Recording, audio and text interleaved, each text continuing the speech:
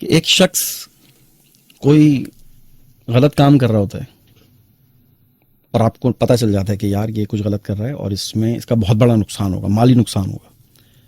آپ اسے سمجھاتے ہیں، آپ اس کے آگے ہاتھ جوڑتے ہیں، بھائی نہیں کرو، دیکھو یہ بہت غلط ہے، تمہیں سمجھ نہیں آ رہی ہے، تمہیں کسی نے غلط گائیڈ کیا ہے، تم نہ کرو.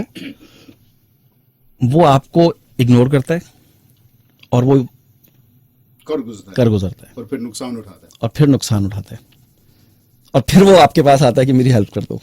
ہائے ہائے. دو باتیں سر. پہلی بات ہے کہ آپ اگر آپ کا ظاہر جاننے والا قریبی، آپ نے بہت اچھا کام کیا. اس کے زمرے میں رہتے ہوئے نا آپ نے انسانیت کے ناطے اپنا کام بڑے زور و شور سے پورا کر دیا اور انہیں آگاہ کر دیا کہ یار میرے تجربات ایسے ہیں زندگی میں اس سے گزر چکا ہوں، ان گلیوں سے، یہاں کانٹے بچے ہیں، نقصان ہوگا، نہ کرو. آپ نے اپنا کام بھرپور کر دیا. لیکن جو میرا خود کا ماننا ہے نا، میرے خیال میں اکثر ایسا ہوتا ہے کہ ہو سکتا ہے جو کام میں یا آپ کر رہے ہو نا، تو کبھی کبھار ہمارے کرنے کا انداز ذرا ہٹ کے ہو، یا ہو سکتا ہے ہمارا وقت برا چل رہا ہو نا، تو ہم سے وہ اچھے طریقے سے نہ ہو پایا اور ہم نے اس میں نقصان اٹھایا ہو.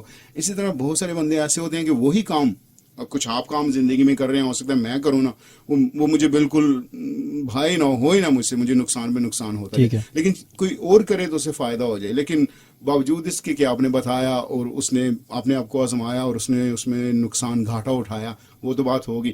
اب گھاٹا کھانے کے بعد جب وہ آپ کے پاس آتا ہے، تو اگر تو آپ کا کوئی وہ مخلص کوئی جاننے والا ہے آپ سے مالی امداد مانگ رہا ہے، تو میرے خیال میں آپ کو اس کی مدد کرنی چاہیے. کیونکہ جو آپ نے اسے منع کیا وہ اس نے نہیں مانا، ٹھیک ہے ہو گیا، لیکن اگر آپ اس کی مالی مدد کر دیں، اگر وہ آپ سمجھیں کہ وہ اتنا ہے کہ وہ دوبارہ جو آپ اس کی مالی مدد کر دیں، آپ کے خون پسینے کی کمائی 18 گھنٹے کام کر کے آپ نے جو پیسے کما کے بچا کے رکھے ہیں اپنے مستقبل کے لیے، اپنے بچوں کے لیے، اپنے بیوی کے لیے، اپنی عیاشی کے لیے، اپنی فیسلٹیز کے لیے، آپ اس کی مدد کر دیں.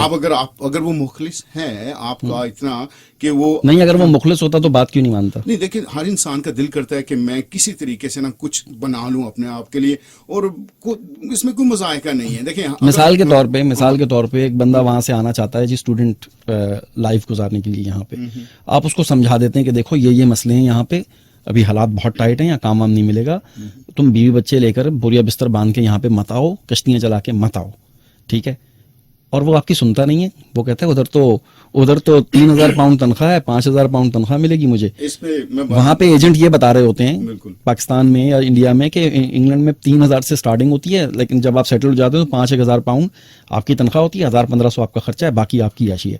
تو کیا یہ سچ ہے؟ دیکھیں یہاں پر ایک اسٹوڈنٹ کی کتنی تنخواہ کما سکتا ہے؟ اسٹوڈنٹ تو جب بھی آئے گا، جتنے بھی پیسے دے کر آئے گا، سب سے پہلی بات ہے کہ آپ سمجھانے کی بات کر رہے ہیں نا، یقین مانیے اگر میں وہاں ہوتا نا، میں سچی بات کہہ رہا ہوں، آپ مجھے جتنا مرضی سمجھا لیتے. میں جب بی اے میں تھا، میرے جاننے والے میں بڑا لائق تھا، بہت لائق اسٹوڈنٹ تھا اپنے زمانے کا، اور ہر بڑا زبردست بچپن سا، لیکن مجھے میرا پڑھنے میں دل نہیں لگتا تھا.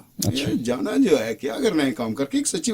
اسی طرح جو باقی ہیں سر، سوشل میڈیا پہ ہم ایسے ٹرینڈ ڈالتے ہیں نا، یہاں کے بندہ ایک بار ہکا بکا رہتا ہے کہ واقعی یہاں وہاں پہ رہی. اب بات اسٹوڈنٹ پہ آ کے پیسے، وہ سر پارٹ ٹائم کرے گا، فل ٹائم بھی کر لے، تو فل ٹائم کرے گا تو ٹیکس لگے گا، ٹیکس کے بعد اس کا 1,500 یا 1,800 پاؤنڈ مہینے کا خرچے ورچے کر کے اس کا اگر 400 یا 500 بچ گیا نا، تو مسئلہ تو بنے گا. لیکن آپ جتنا مرضی سمجھا لینا سر، مطلب یہاں پہ ایوریج ایک عام انسان ایوریج اس کی کتنی تنخواہ ہوتی ہے؟ ایوریج کوئی اسکلفل نہ ہو، اگر 37.5 آورز، آپ 40 آورز کر لیں، 50 آورز کر لیں یار، ایکسٹرا کام کریں گے ہم، 7 دن کام کریں گے. تو اگر وہ 500 اگر 20% کر کے اگر 370 سے مل رہا ہے، تو آپ کر لیں، حساب کر لیں، 1,500 کر لیں، 1,600 کر لیں، 1,600 پاؤنڈ مہینے کے عام ایوریج جو ویجز ہے نا، 1,600 پاؤنڈ کر لیں. تو آپ کو لگتا ہے کہ اسٹوڈنٹ آتے ہی 1,500 پاؤنڈ میں لگ جائے گا؟ سر آتے ظاہر اس کو زبان ہوگی، بہت سارے بندے تو جہاں یہاں کا جو قانون ہے اس کی تو آپ خلاف ورزی کر ہی نہیں سکتے، ہے نا. بالکل.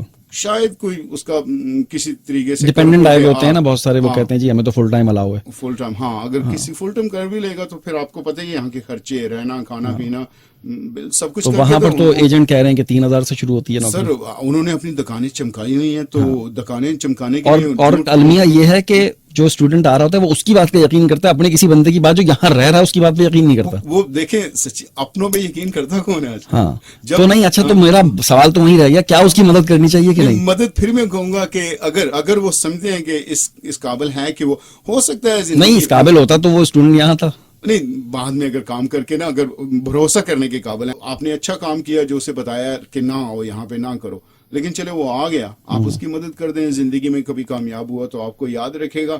اور اگر سمجھیں کہ نہیں دینے کے قابل تو جیسے ہم پنجابی جانے ایک نہ تو سو سکھ, وہ بات کی ناراضگی سے پہلے ہی اگر آپ ہاں کہہ دیں گے ٹھیک ہے یار میں اس قابل نہیں ہوں یار, میری پہنچ سے باہر ہے یہ کام. چلے جی, اپنے مسائل کو کم کرنا چاہتے ہو تو بارہ ہو گئے, کم سے کم تعلقات رکھیں اور کم سے کم اختلافات ہوں گے, اور اس سے آگے اور ہم کیا کہیں, جانو سمجھا کرو.